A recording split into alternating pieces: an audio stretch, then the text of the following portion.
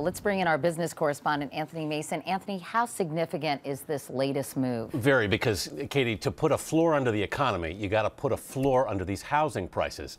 That means you got to stop foreclosures, and that's what this is trying to do. And you also have more on the potential bailout of the auto industry. Right. House Speaker Nancy Pelosi said Congress will craft emergency financial assistance package for the automakers using some of the $700 billion bailout money.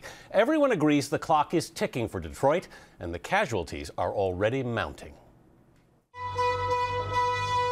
It's the end of the road for Jamestown Industries in Moraine, Ohio. We're just an example of what's going on everywhere. The company is an independent supplier of components to this GM truck plant in Moraine. But when the plant shuts down on December 23rd, Jamestown will go down with it. 120 employees will be out of work.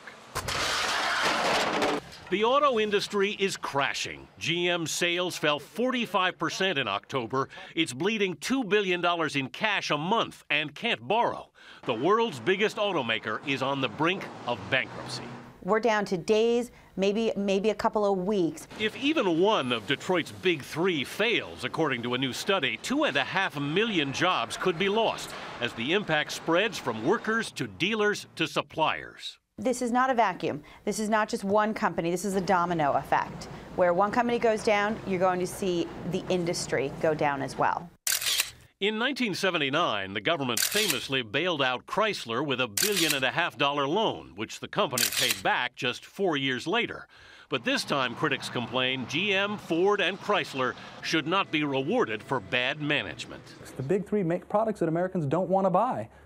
So shouldn't you at least do that if you're going to ask for a subsidy from the U.S. taxpayer? Detroit says it just needs a $25 billion bridge loan to get through this rough patch. Analyst Rebecca Lindland says that won't be enough. I think that realistically it's closer to $50 billion, actually, and it won't be spent at the spa. She's referring, of course, to the $500,000 AIG spent to send its employees to a California spa after it got a bailout.